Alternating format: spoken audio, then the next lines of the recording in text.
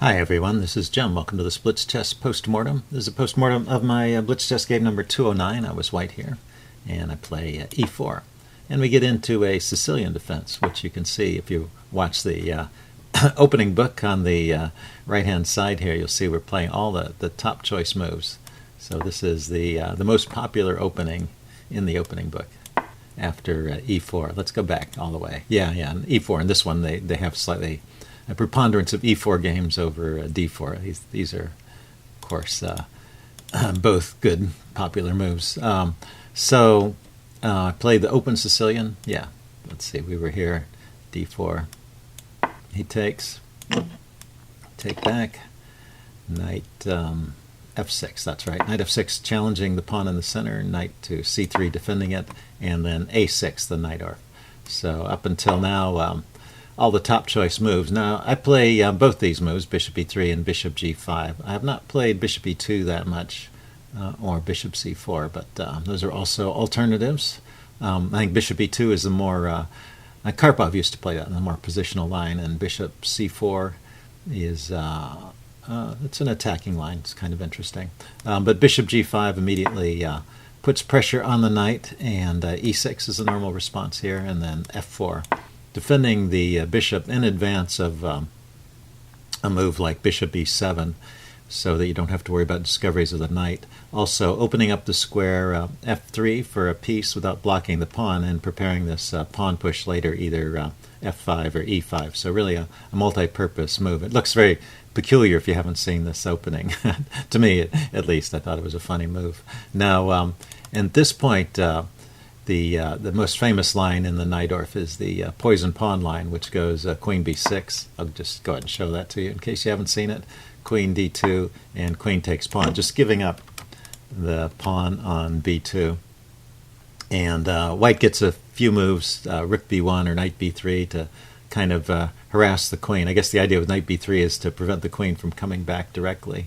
But in any case, while black's queen is over here, sort of out of play, white can frequently get some attack going against black's king, which is not yet castled, and sometimes white will even sacrifice more pawns. So I'm not going to go into that. I just wanted to let you know the possibility. So what was played in the game, though?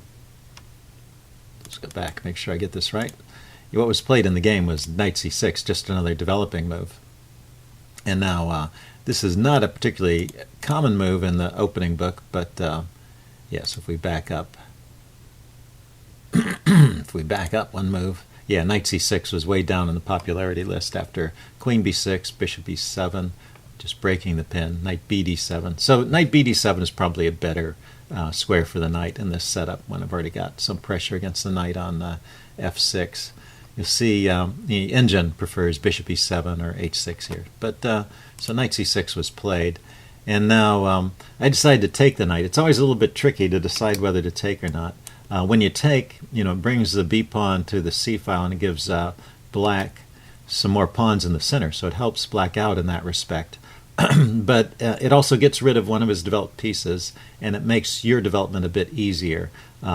The reason why I decided to trade it here is because I don't have the natural move bishop to e3 to defend it, and other moves that I want to play, like bishop to d3 or queen to f3, would leave the knight hanging.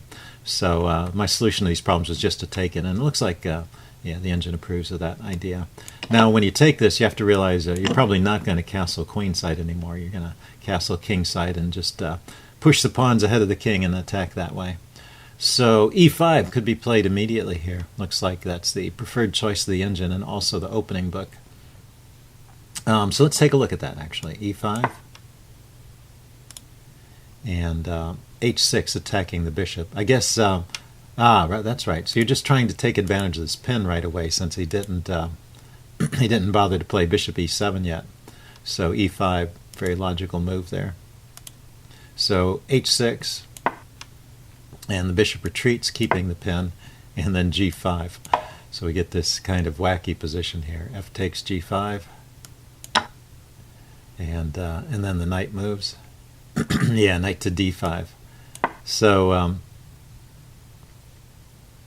Yeah, interesting position. Knight to e4 or knight takes d5. It looks like are two alternatives here. I don't want to go any further afield than that. I was just curious how that line would have gone with e5. So that's something to remember, is that this e5 is often countered with h6, and it looks like g5 was a bit of a pawn sack there, but kind of messed up the position, and maybe black has some tactical chances after that. I just played bishop d3. And we're out of the opening book, so let's just look at the tab. And it thinks actually black is doing fine here. So he plays h6 to kick my bishop. I retreat. Bishop e7. So we're just doing normal developing moves at this point. Maybe I'm a little bit premature in retreating my bishop all the way to g3. It says I can go ahead and play queen f3 now, or e5 once again. But this is not a bad diagonal, and I was thinking e5 might be better when I have the support of the bishop behind it.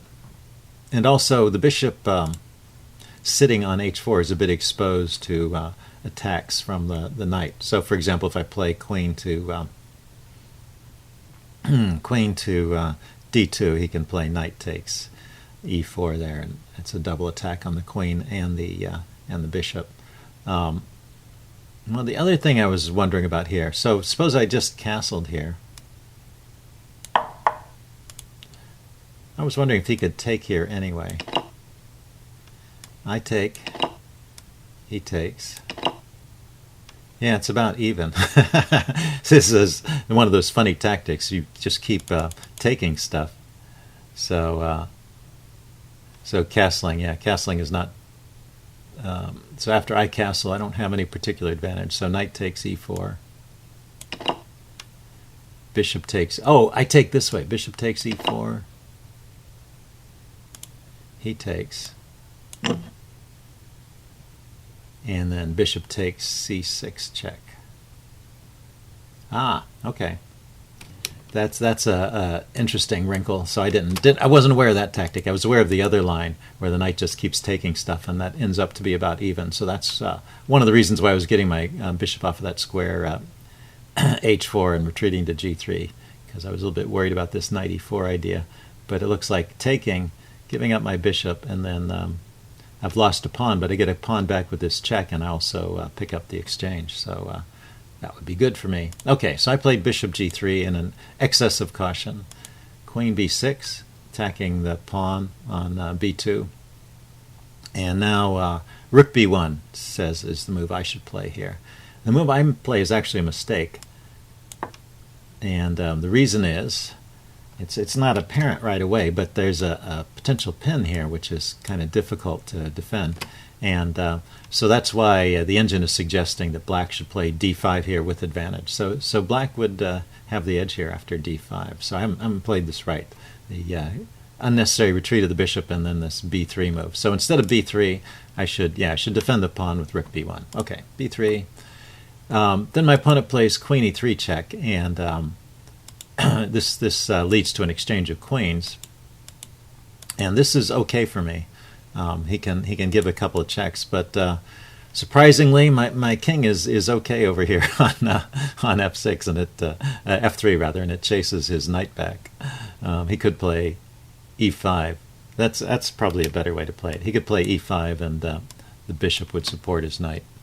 He just retreated the knight, and so now we continue development, and we're in a situation where there are no queens on the board. I think this push might have been a little bit premature, but I was thinking it might be good to isolate his c-pawn here. And so this is a double attack. He can't just, well, he can just move the knight, or he could take. He decided to take back, and then he moved the knight to d5. And so I get a pawn here, which may be it may help in cramping his position, and may give me some squares here and here to have some tactics on, and then I also get an isolated c-pawn.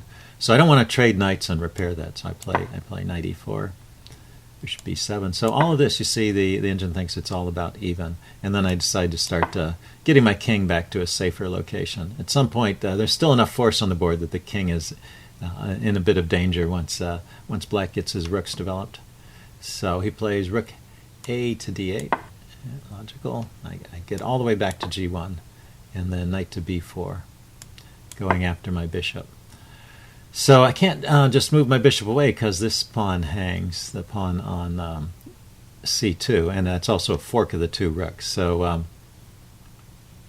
I play knight to d6, just blocking the view of his rook onto the bishop, so at least I don't lose a pawn here. So he takes, I take, and then he takes on d3. And now we're getting into more of an endgame situation. He's given me doubled pawns, but he still has a weak pawn here, which blocks his bishop. So he decides to effectively give up a pawn by playing the move c5. Let's see. It thinks white has a slight edge here, and rook f to e8 is the move, just moving this rook. Not clear to me why that's such a great move. Also, rook d7 is an idea.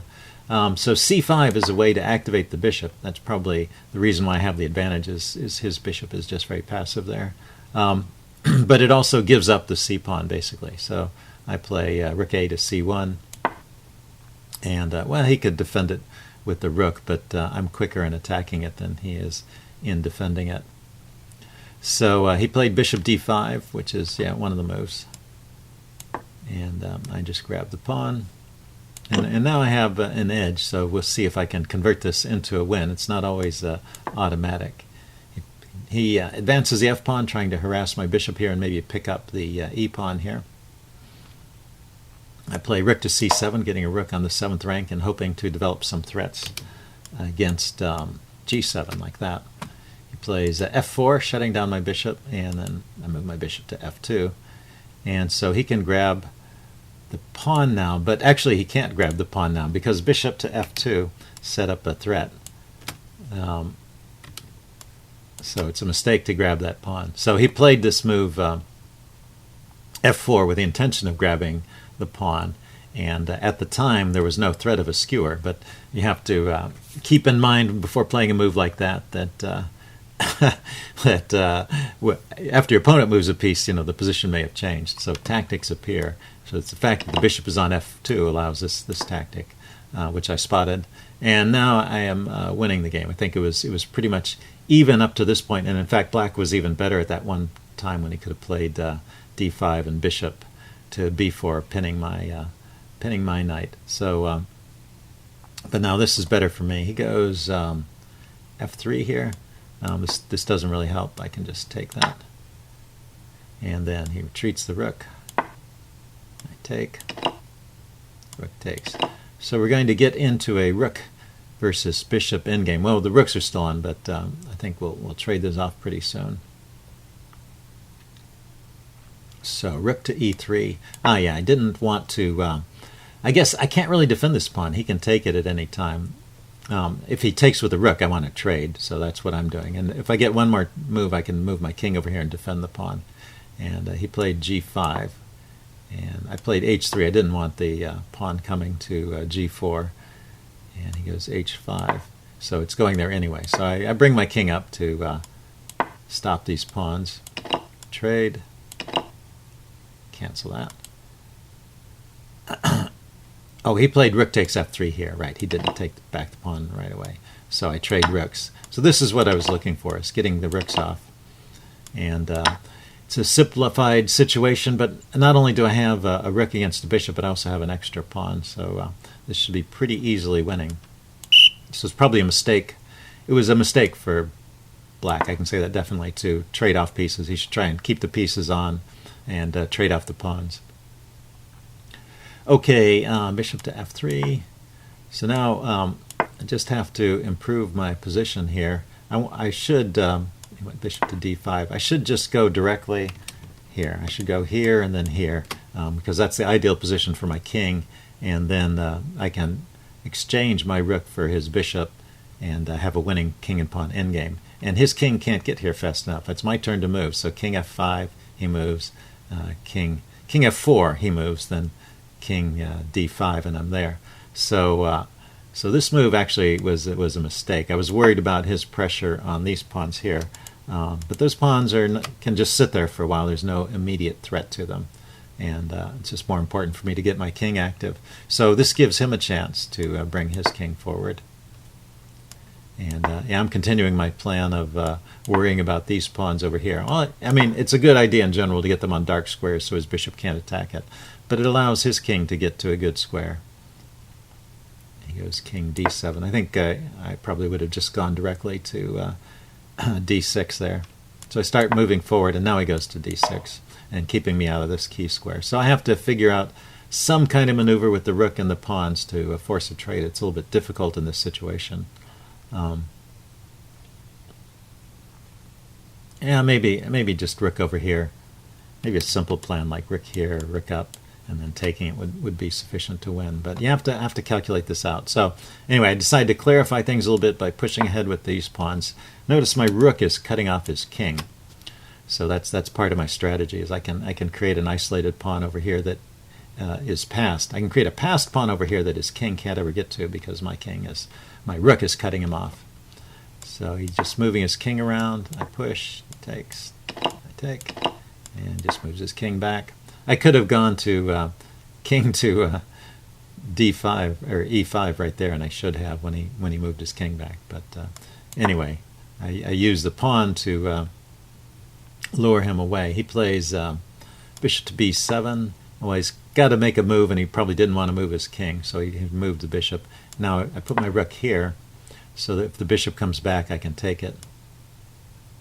And because I had calculated, you have to make sure you get this right. But typically, the way you win a rook versus bishop endgame is you end up trading the rook for the bishop or a bishop and a pawn, and you just make sure that the king and pawn ending that you get into is winning.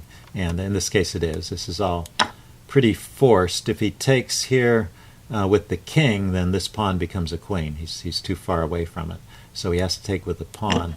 And then on my move,